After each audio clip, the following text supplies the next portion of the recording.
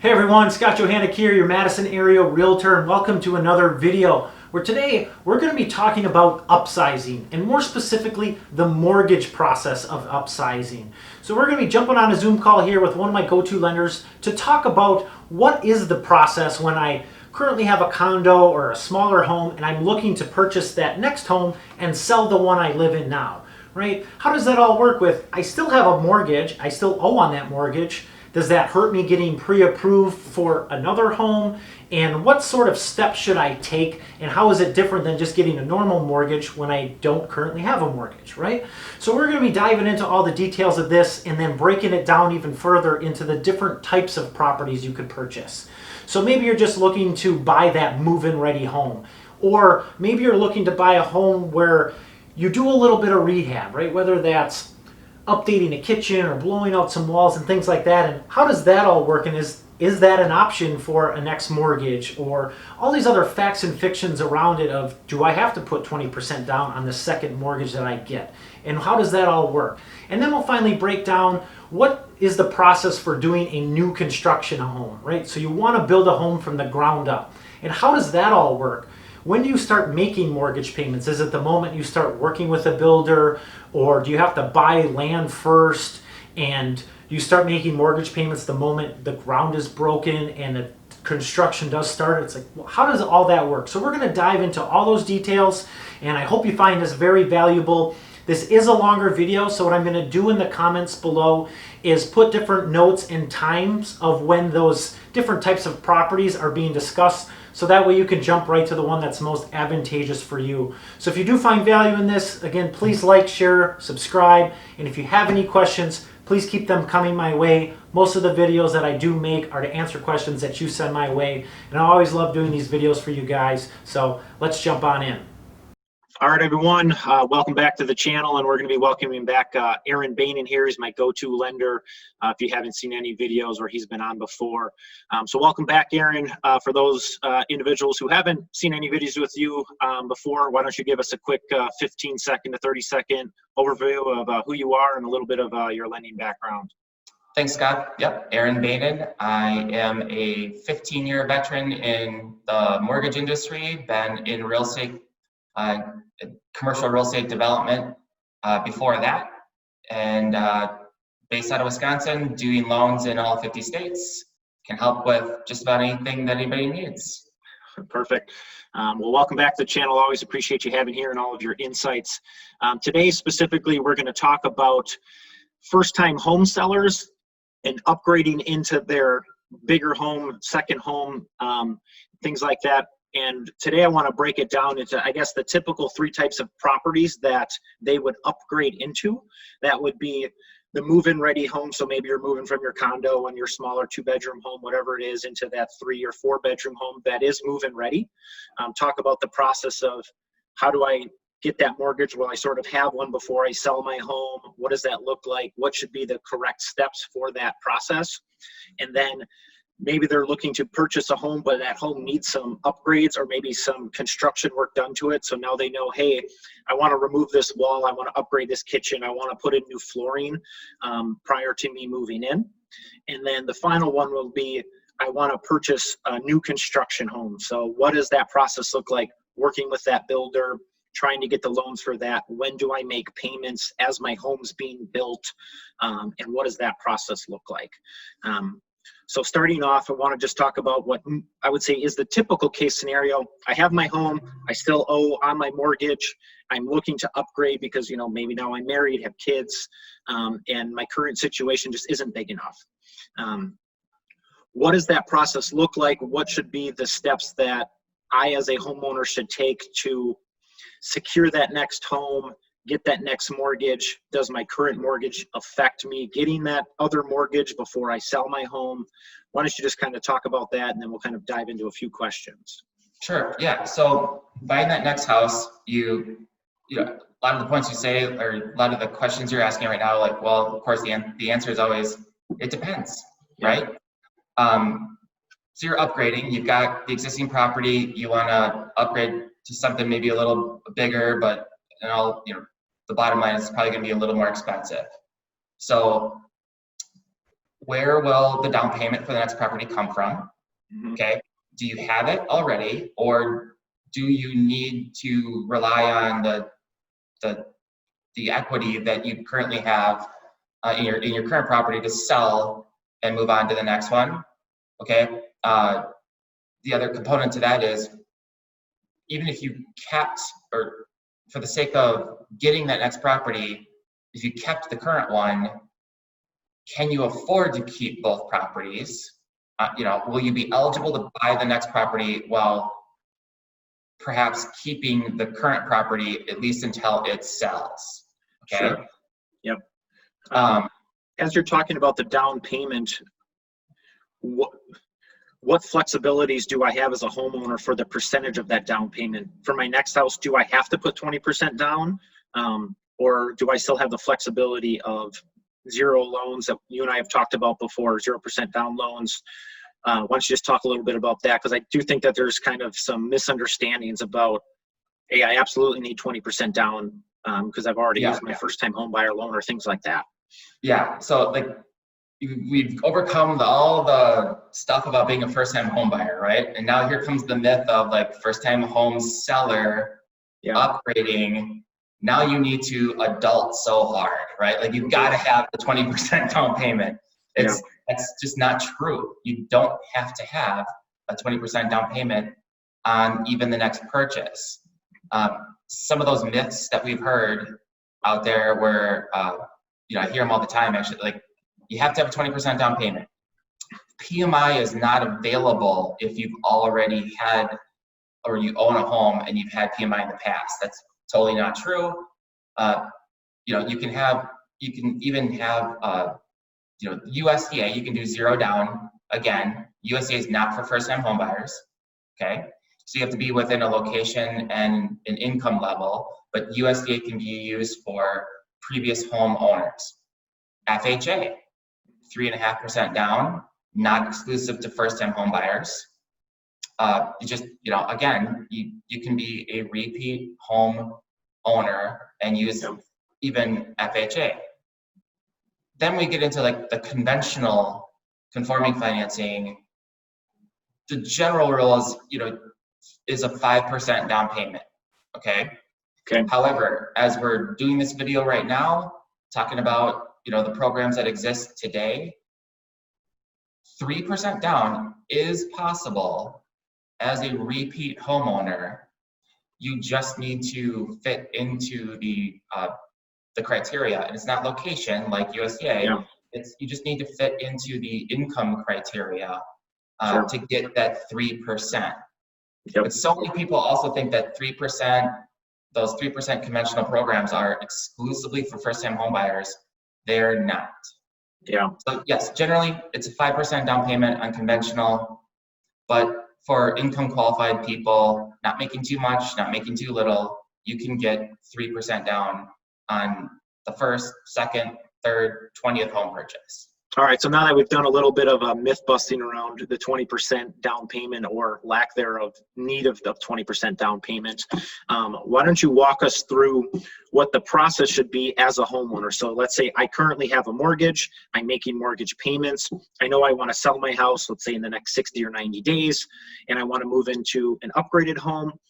What should be my first move? Should I go and talk to a lender to see what I can get pre-approved for? Should I work on listing my house? Does that make any difference?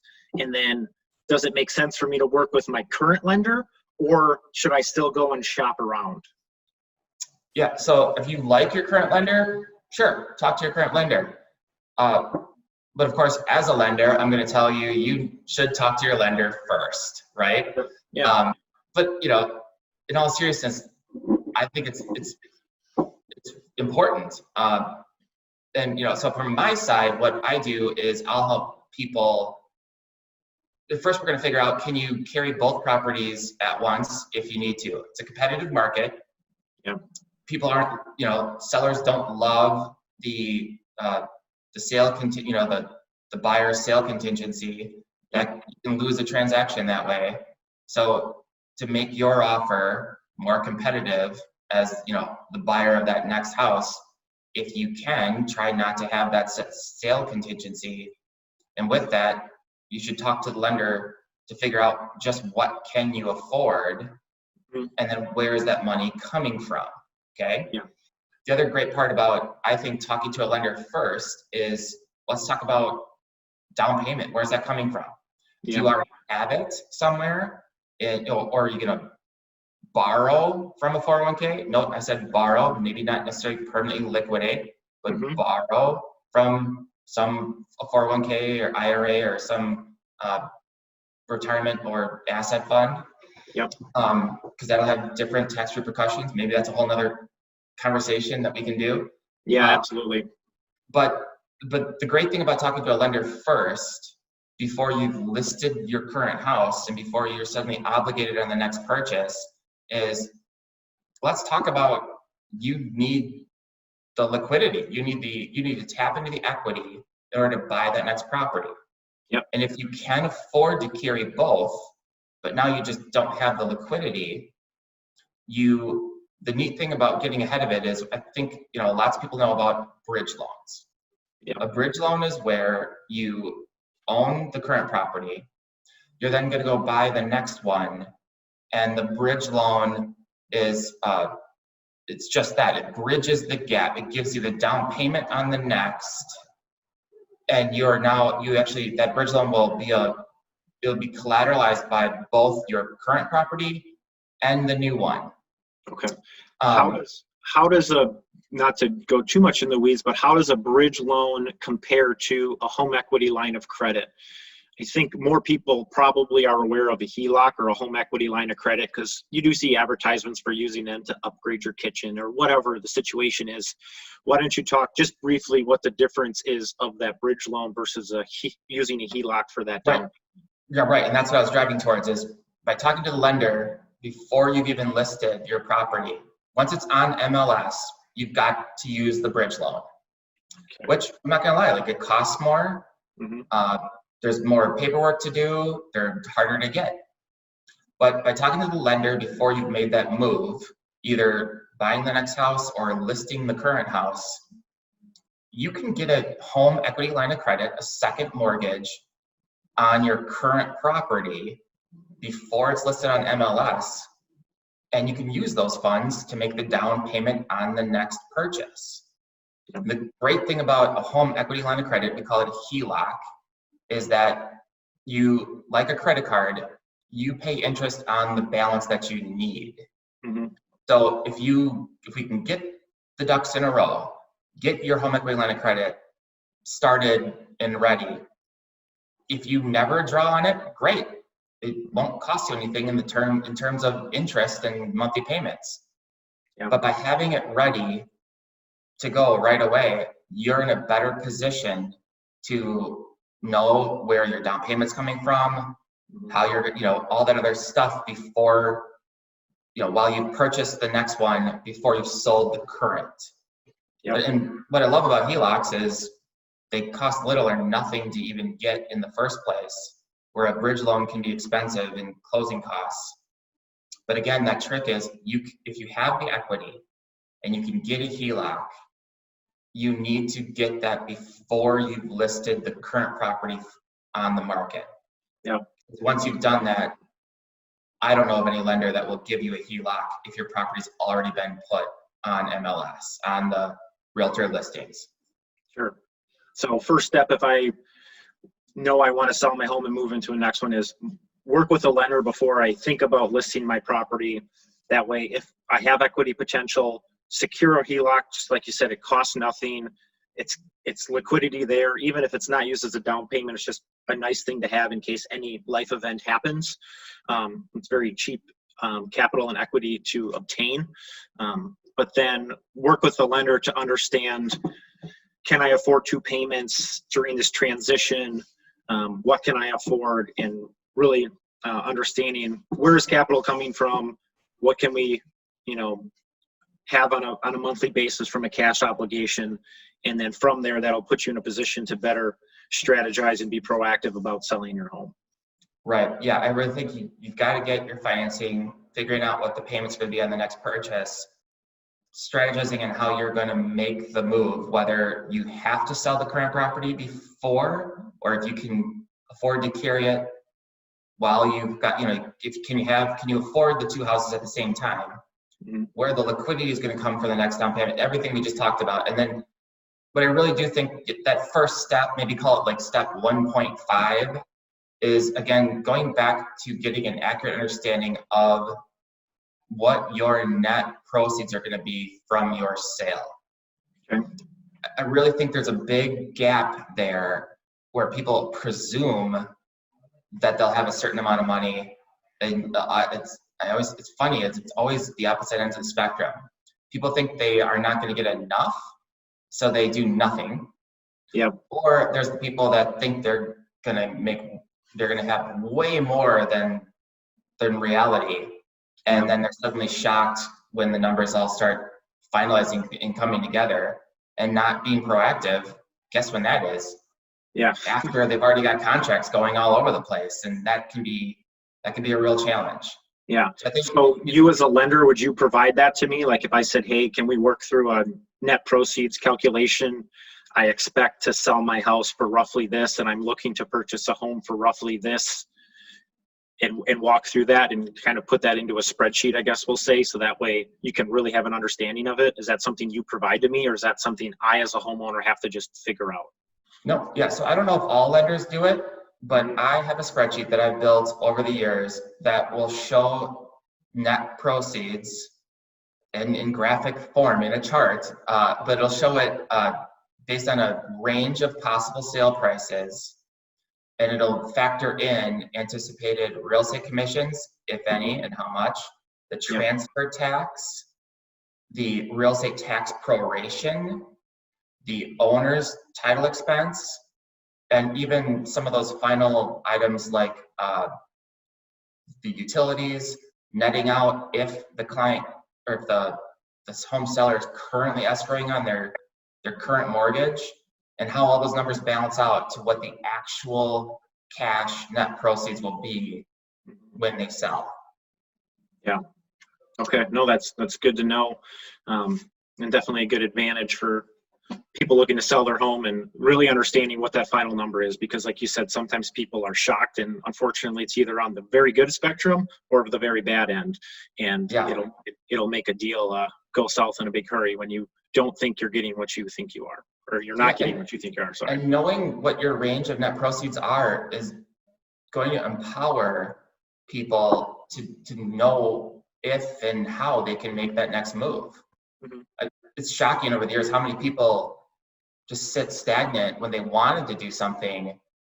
They especially thought they couldn't afford to do it. In reality, they absolutely could. Yeah, no, absolutely. That's good advice for sure.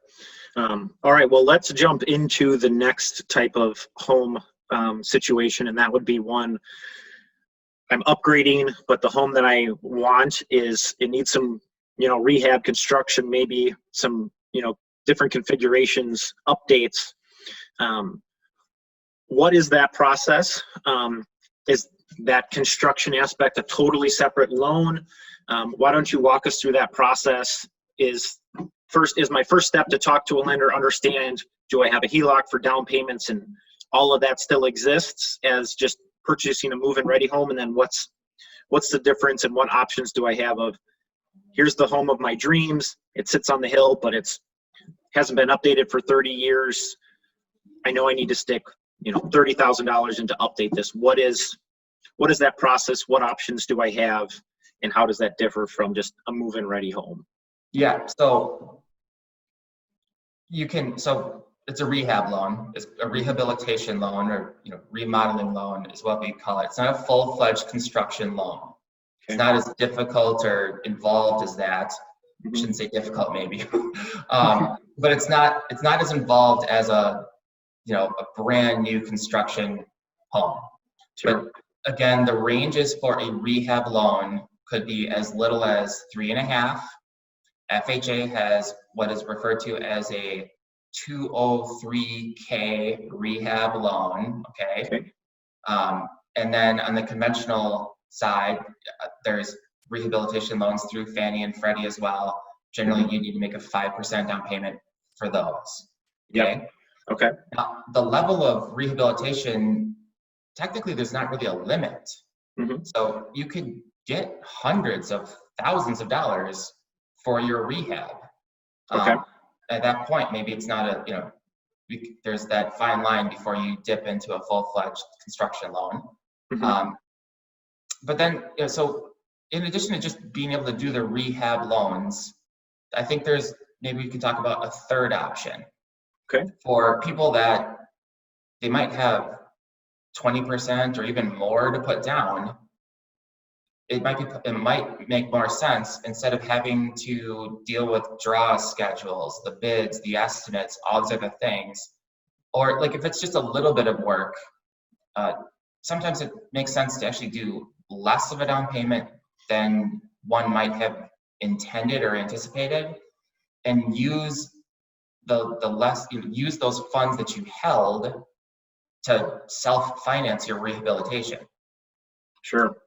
Because then you don't have to deal with the lender, the underwriters, the draw schedules, like all these other. So if it's a lesser rehab and your situation makes sense, it may behoove you just to put less down and self-finance your rehabs, just to cut out some of the red tape. Sure. Well, let's talk about those different situations a little bit. So let's say that I don't have extra liquidity to just do the rehab myself. And let's say I'm buying a $300,000 home and I need to stick $50,000 into it. Do I get a mortgage for that $300,000 and then an additional loan for that 50, or is it all one loan? And what sort of contingencies are there for you as the lender? Like you said, meeting draw schedules, things like that. What would that process look like for me as a homeowner? What should I expect if I went through this process? Right. So, okay, in that hypothetical, regardless of it being FHA or conventional, Mm-hmm. the $300,000 purchase, the $50,000 rehab, the down payment will be based on the combination of purchase and improvement cost. Okay. So in this example, the down payment percentage is based on the $350,000, Okay. and it's all one loan. Okay, so it's not two different components, Mm-hmm. but it's all one loan. And at the time of purchase, the down payment you make is not on the purchase. It's not on the 300. Mm-hmm. It's calculated on the total cost, the $300,000 acquisition and the $350 or the $50,000 rehab. So Okay. that's the number one confusing thing that people, when we're not being as proactive as sometimes we'd like to be. Yeah. We get close to the closing and I'm like, wait, what? I've got X down payment for the purchase. Yeah. But they forget about the rehab costs. So on a rehab loan at the time of purchase, that down payment is based on the combination, not just the purchase price. Gotcha. Okay. So then let's walk through this other situation. Say I have the liquidity, or I'm not putting as much as a down payment, and I'm using that to rehab the property. Once I'm done with that rehab, does it make sense for me to refinance? Are you as a lender looking to refinance?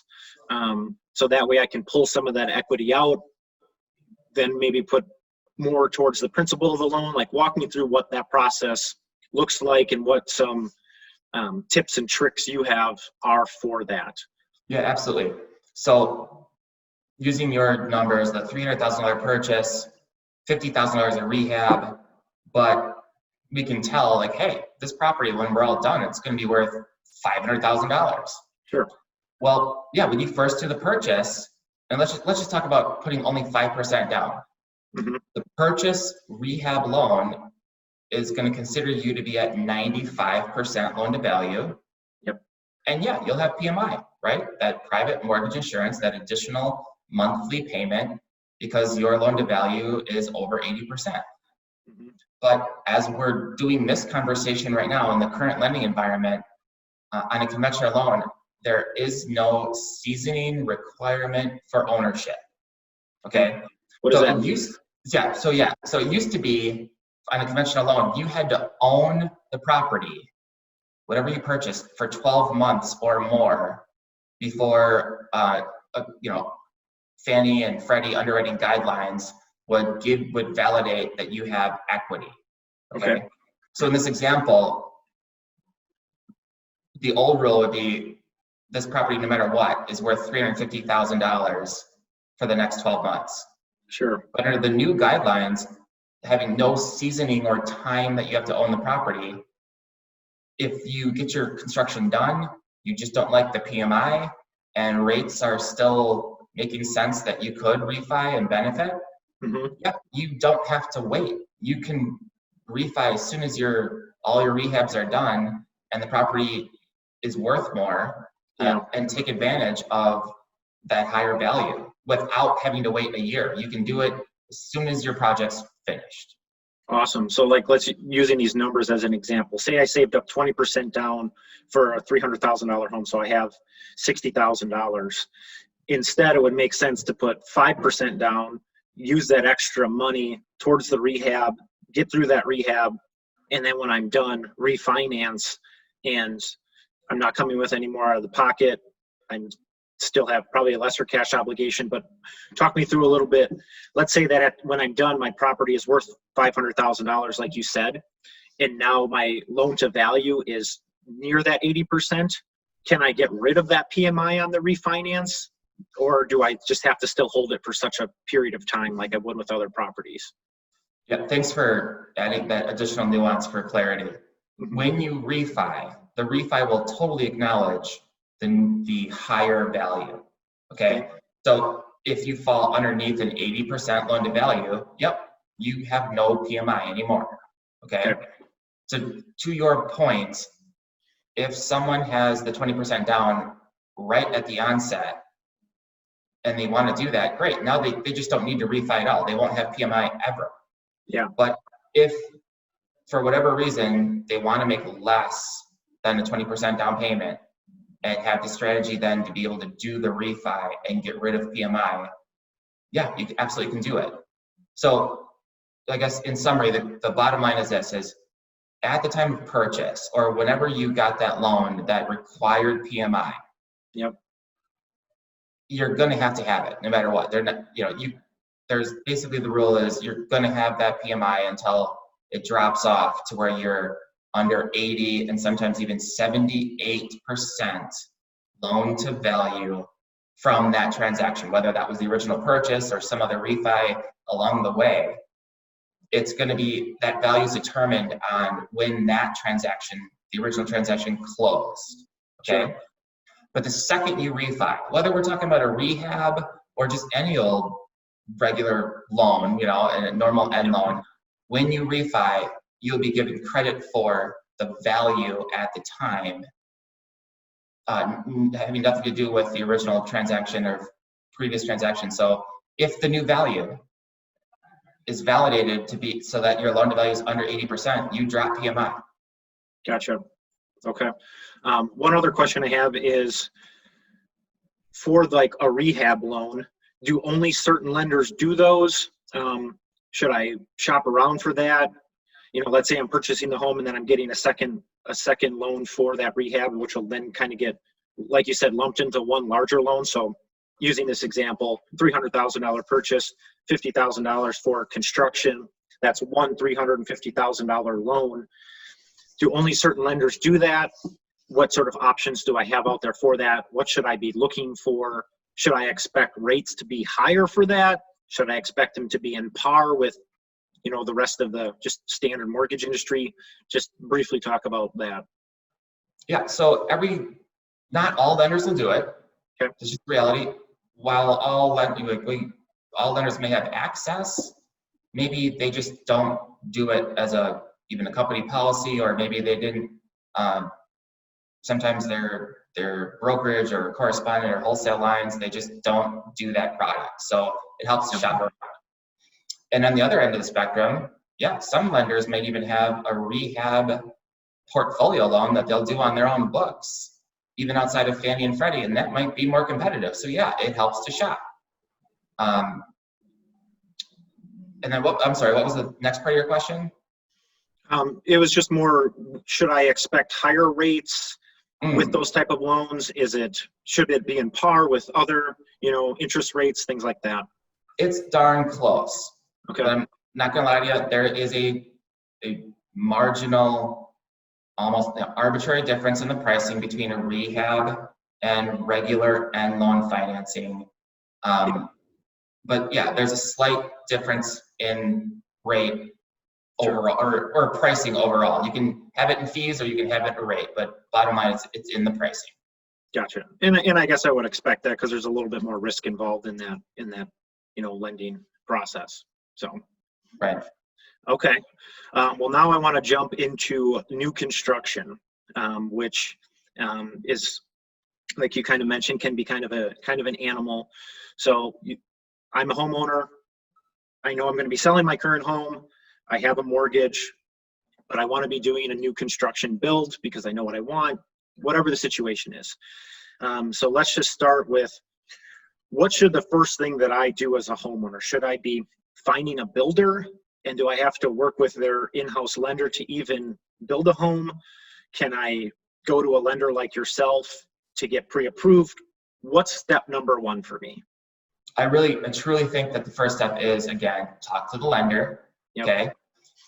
If for nothing else, so you're not wasting your time with a number of different builders for something that might not work out. And I think actually builders would appreciate that you got a lot of your numbers already in order, so they can focus more on the home building part than the financing part, right?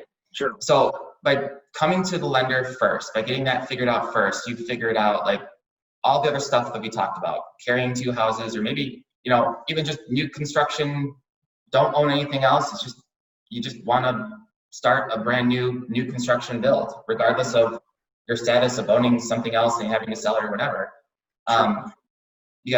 We'll tackle down payment. Again, doesn't have to be a 20% down payment. Okay. And then the next part is that draw schedule, right? Mm-hmm. Just rehabs have draw schedules too, but new construction that's just a little more involved. Okay. But when you come to the lender right from the onset, really the first thing we're doing is figuring out, we're backing into, eventually that construction loan becomes an end loan, right? The permanent financing. Yes. So we're backing into that first. What can you afford? What's the payments going to look like? Okay. Mm-hmm. Then we back into the construction component. Okay. This is, you're going to make that down payment at the time of initial, maybe even land acquisition before the improvements have started. Mm-hmm. But again, you're not making the down payment on just the land purchase. The down payment at the time of closing is going to be land purchase. It's going to be based on land purchase plus the improvements you're making. Okay? Sure. So in that process, do I have the same options of like loans as we've briefly discussed, FHA, conventional, USDA, or is this only a conventional loan with 5 to 20% down option? What sort of loan options do I have of a new construction build? Yep, so FHA, USDA, they're all going to be, those are end loans, permanent financing only. There's no construction component for those. The conventional loans, the new construction loan is going to be based on what's really, actually, it's a non-QM, non-qualified mortgage portfolio loan for doing a one-time close, okay? So, and we'll get into that here, where everything is underwritten according to Fannie Mae and Freddie Mac. We build in the draw schedules and all the other details that go into it. Yep. The beautiful thing about the one-time close is you're even able to lock in months in advance of when your construction and everything's supposed to be completed. Okay. Yeah. So maybe we should take a step back too and talk about, there's just purely construction loans. Yep. And then you're going to have to refinance out of that construction loan to get your permanent financing. Okay. Sure. Yep. And at that point, then it can be any type of end loan. But now you've got perhaps 2 sets of closing costs. Whereas with a one-time closed construction loan, you can have all of it as one set of closing costs, and then you don't have to look back on or deal with a refi in the near future, and again, a second set of closing costs and rate volatility and everything else, depending on how long it's going to take to build that new house. Sure. Sometimes sometimes it can take a year. Yeah. So it's nice to have a one-time close where you can lock into the rate a year in advance, so that while your house is under construction and rates are going through the roof, you're now not suddenly in trouble. Yeah.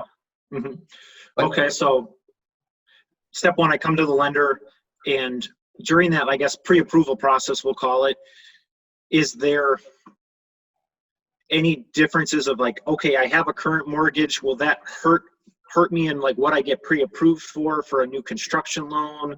Is there different sets of criteria for a new construction loan? Why don't you kind of just briefly talk a little bit about that? Yeah, so some of the criteria is going to be a little more strict because it's a riskier product overall. Yep. If you're going to keep carrying the current house, well, yeah, on paper, you can afford less new house. Sure. But the construction project is often longer too, so we can get you approved based on you selling the current home as well. So that we just have to talk about what your real plan is. Yep. You don't want to tell the lender you're going to sell the current house and then not sell it, and because then suddenly you're not going to get your loan at the closing. Yeah. But yeah, there's a couple of, I guess, different tricks to deal with there. It's not that complicated, but then we get into really the logistics, the draw schedules. Yep. Knowing how it's going to work at the onset, so that you can take that to the builders and we can either modify it, or at least that way that the builder knows how the draw schedules are going to work, how they can keep getting funds to build and ultimately hand over the property. Sure. That just helps a ton. Okay, so let's walk through that a little bit. So I come to you as a lender and I'm pre-approved for $400,000, just for a round number, right? At that point, now I can go and talk to different builders and look at different, spec homes, whatever it is, find out what I like. And then once I find a home or a plan that I like or work with a builder, then do I come back to you as a lender and say, this is what I want? Like, does this work? Do you still approve this? Or am I good to just work with the builder? What does that look like of the interaction of, I'm the lender, do you work with the builder? Or let's talk about that draw schedule and basically kind of phase one of a construction project, right? What does that month 1 and month 2 look like of planning that home, things like that? Yeah, so ideally we're all talking to each other together. Okay. So builder understands draw schedule, so that we're all on the same page about how the draw schedule is even going to be handled, and through possibly what title company, how the builder goes about requesting it. Like, these are these are not massive issues or challenges, but it's just good communication that is often overlooked. That's where things get stuck. Okay. Yep. And then just knowing that right from the onset too, if the builder is used to a particular number of draws, but nobody talked about it, and the lender is just presuming some different number of draws, now the builder might be not happy about that, or that goes outside of their norm, or the builder calls for that next draw and the lender goes, no, you can't have that one yet. And now, that can mess things up. So just having that right from the onset, having that dialogue right from the onset is, I think, a big deal. It's important. It just makes everything a lot easier, way more stress-free. Yeah. Okay. So let's say in the next phase, you have that figured out. You've worked, like, you as the lender and the homeowner and the builder are on the same level what the draw schedule is. Now, me as the future homeowner, and as I'm taking draws, I'm assuming I'm making mortgage payments on those draws. Am I making a mortgage payment on the full amount of the loan? Am I only making a payment on the amount taken away for the draw? What does that look like? What should I expect there? Do I start making payments right away the moment the first draw is taken? Talk to me a little bit about that. Yeah, great question. So when you're doing a construction loan, the payment is going to be, for most construction loans, the payment's going to be interest only. Okay. So you're paying on what is drawn at the time. Okay. The second thing is you can have it your way. Okay. You can make payments monthly, So in this case, like if you own a current home and you're building this next one, yeah, you're gonna have 2 sets of payments going, okay? On the bright side, as you're trying to manage cash flows, is at least the construction loan is an interest-only payment. And it can also be set up where you're not escrowing either for taxes and insurance and everything else. So that payment month over month is lower. Okay. And again, you can have the choice of making a payment or being proactive. You can build in a reserve, Okay. right into the construction loan based on your timelines, total amounts and everything else. You can literally build in sometimes even a 12-month reserve that's drawing against the construction line, so that you don't have to make payments on the construction loan. Okay. It's built in to the loan. It's funded up front, and now you don't have to worry about cash flows wise making 2 sets of payments. Sure. Well, talk to me a little bit about those 2 different options. What would be the benefit of essentially getting a loan higher than what the initial loan is to make payments on that loan versus, okay, I'm going to be making interest only payments? Like, where do you typically, I guess, advise a client of this is a better financial situation versus this one? Like, is there a tipping point? Like, what sort of things do you think about on what's the best decision for that home buyer? Yeah, it's custom every time. Okay. If you're going to just fund it in for the convenience and even the mitigating your risk from a cash flow perspective, that you just want to fund in the reserve, well, there's no such thing as a free lunch, right? You take that draw right away, or you take that reserve, that's part of the draw, and interest is accruing on it. So you're paying monthly, even though you're not coming out of pocket for it, but you are paying for that because it's outstanding. Okay. Sure. But if the monthly cash flow is the bigger need for the household, for the borrower, well then that's the benefit, right? But if on the other hand the borrower can handle the monthly cash flows and the payments that are required, then that person benefits from not having to set up a reserve and not having to pay interest on it, having that interest accrue on it. So technically they save money on carrying costs, expenses. Sure, absolutely. So it's just a matter of like breaking down what are the priorities for the borrower. Managing, balancing that short term versus, it's a construction loan, so semi short term versus immediate short term, Yeah, absolutely. No, that's good to know, because I know a lot of times what holds people back is I can't make both mortgage payments. I really have, I want a new construction. I can afford that mortgage payment after it's built. I just can't handle my current mortgage payment plus that one. And this gives them an option where, hey, you don't have to, right? And then solves that. So that's good for them to know. But like you said, it's a cash flow equation. Which one are you more comfortable with? But it's good to know that they have either option, right, to kind of take a lot of that burden off of them if that's what they need, right? Yeah, so by being proactive, talking to the lender right from the onset, we can figure out a number of things to what, we were talking about at the beginning of this conversation.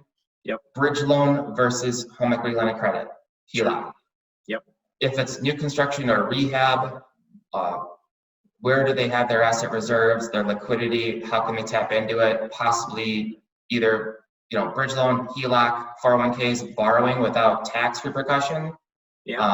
Just talking about all of these things so there's no surprises. And then by starting to get numbers figured out, then we also get rid of the smoke and mirrors or the misunderstanding about what someone thinks they can do, like that they can just forge right ahead versus the person that thinks that they can't do any of this. It might be easier than they thought. Yeah, no, absolutely. All right, then the final question I have is, like you said, semi-short term, what typically would I expect as a timeline if I'm going into new construction? What should I expect? Maybe even just talk through some of the situations you've been in where you've worked with new construction loans, maybe where some things extended the timeline versus, maybe shortened it once in a while, which it seems like it never happens, but just kind of talk through what should I expect as a timeline. I come and talk to you tomorrow. I know I want new construction.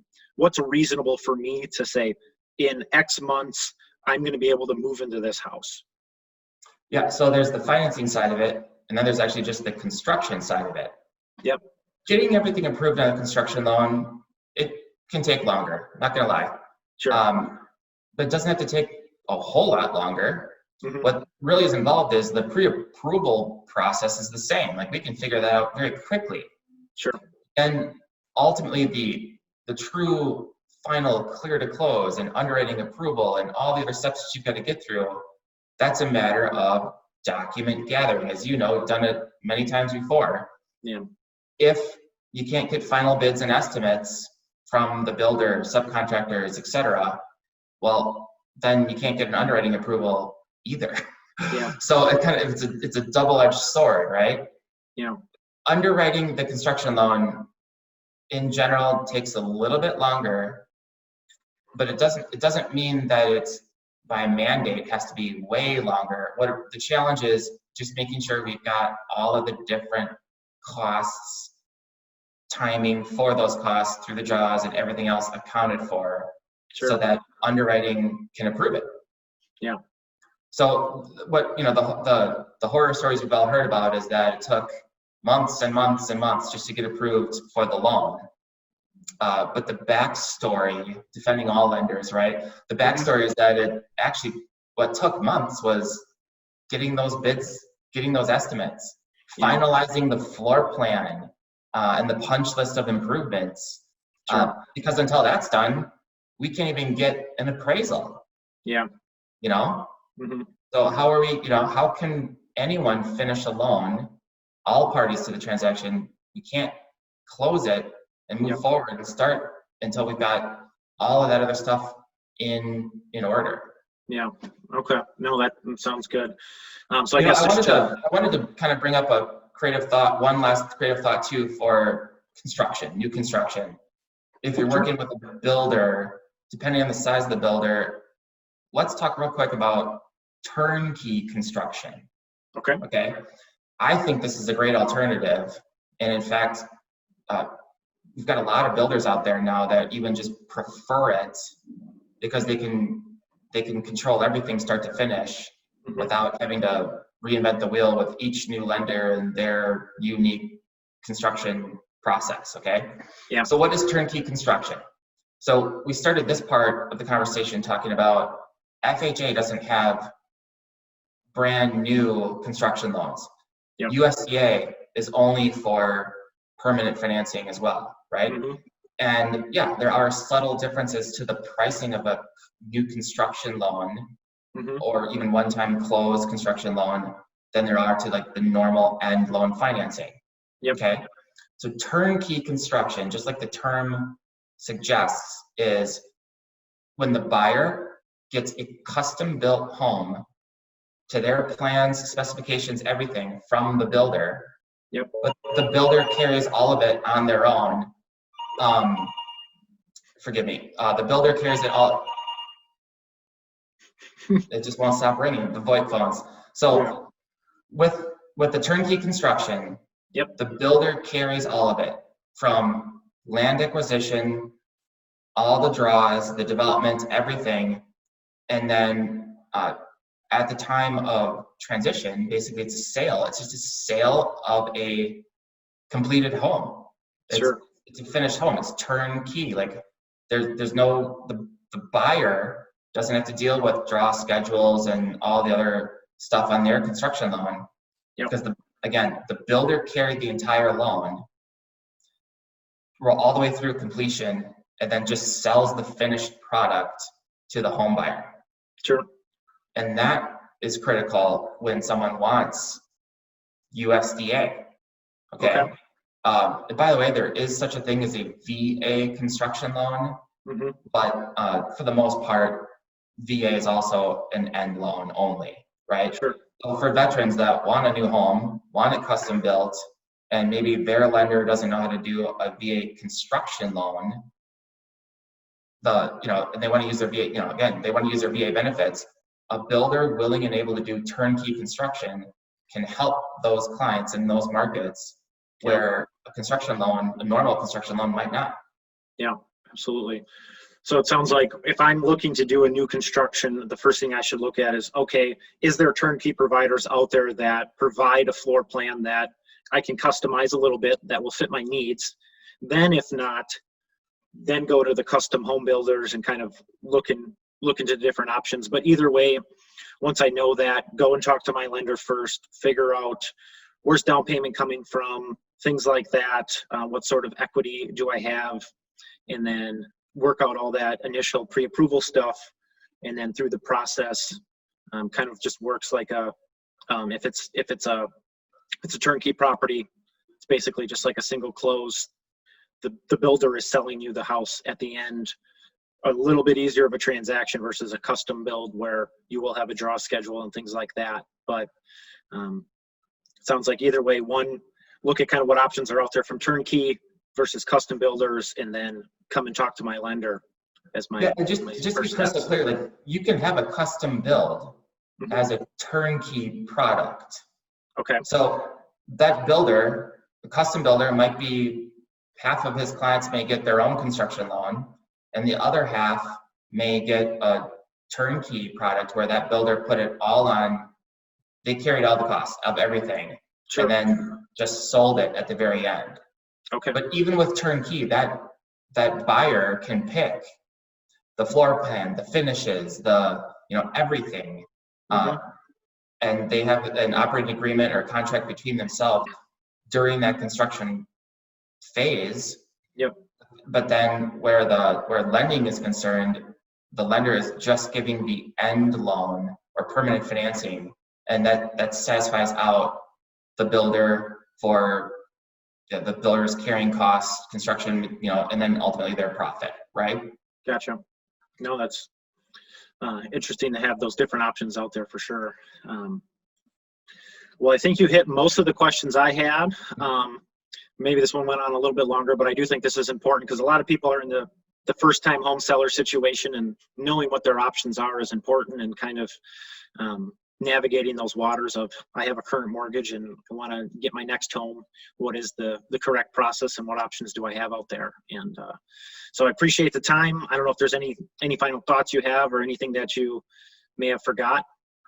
No, I think we did a good job on that one. I hope, Okay. I mean, the best of times, the worst of times, that was a long one, but I think we've covered it all.